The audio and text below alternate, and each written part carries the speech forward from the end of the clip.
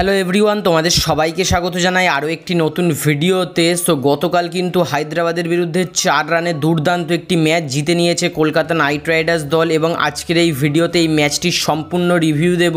সাথে মিচেল স্টার্ককে কি নাকি কেকেআর দল ভুল করেছে এবং নেক্সট ম্যাচে কি সে সুযোগ পাবে, তাছাড়া আন্দ্রে রাসেলকে নিয়ে আলোচনা করব, এছাড়া হর্ষিত রানা এবং মায়াঙ্ক আগারওয়ালের মধ্যে কি ঘটেছিল সেই ব্যাপারেও জানাবো।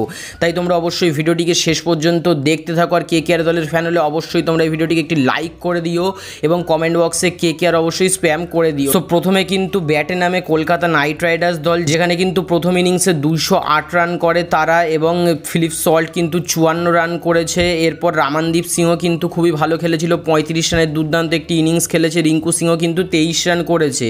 তবে এই ইনিংসের কিন্তু সবচেয়ে সেরা পারফরমেন্সটা করেছে কিন্তু আন্দ্রে রাসেল, যেখানে 25 বলে কিন্তু 64 রানের ঝোড়ো একটা ইনিংস খেলেছে, যেখানে 3টে 4 এবং 7টি 6ও কিন্তু ছিল তার ইনিংস, এবং দুর্দান্ত কিন্তু পারফরমেন্স করেছে। এবং রাসেলের এই ইনিংসটার জন্যই কিন্তু 200-র উপরে যেতে পেরেছে কলকাতা নাইট রাইডার্স দল।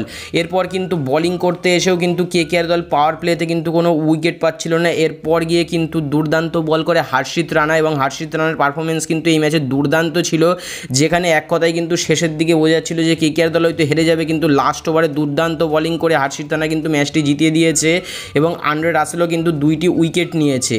তবে এই ম্যাচে কিন্তু মিচেল স্টার্কের পারফরমেন্স জঘন্য হয়েছে। 4 ওভারে কিন্তু 53 রান দিয়েছে 13.2-এর ইকোনমি রেখে। সো এবার অনেকেই কিন্তু কমেন্ট করছে যে 24 কোটি দিয়ে কেকেআর দল বেকার কিনেছে মিচেল স্টার্ককে। সো আমার মতামত কিন্তু অবশ্যই মিচেল স্টার্ক কিন্তু একজন ওয়ার্ল্ড ক্লাস বোলার, এবং মিচেল স্টার্ক যত ম্যাচ যাবে তত কিন্তু আরও নিজের সেরা ফর্মে ফিরবে। তাই এখনই কিন্তু তাকে ক্রিটিসাইজ করা উচিত নয়, আরও কিছু ম্যাচ দেখা উচিত। সো আমার মতে কিন্তু অবশ্যই মিচেল স্টার্ক আবারও সেই পূর্ণ ফর্মে ফিরবে এবং দারুণ কিন্তু বোলিং করবে। সো তোমরা কি মিচেল স্টার্কের উপর ভরসা রাখছো অবশ্যই কমেন্ট বক্সে কমেন্ট করে জানিয়ে দিও। এছাড়া হর্ষিত রানা এবং মায়াঙ্ক আগারওয়ালের মধ্যে কিন্তু একটু বিবাদ হয়েছিল, যেখানে কিন্তু উইকেট নেওয়ার পর ফ্লাইং সেলিব্রেশন করেছিল হর্ষিত রানা মায়াঙ্ক আগারওয়ালের উদ্দেশ্যে। সো এইটা করা উচিত হয়েছে কিনা তোমরাই কমেন্ট বক্সে কমেন্ট করে জানিয়ে দিও।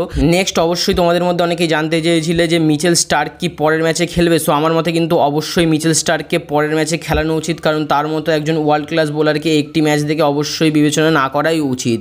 সো আজকের এই ভিডিওটি ব্যাস এই পর্যন্তই ছিল। যদি এই ভিডিওটি ভালো লাগে তাহলে অবশ্যই এই ভিডিওটিকে একটি লাইক করে দিও, চ্যানেলটিকেও সাবস্ক্রাইব করে নিও। কলকাতা নাইট রাইডার্স দল সহ আইপিএলের সমস্ত খবর কিন্তু তোমরা এই চ্যানেলে পেয়ে যাবে।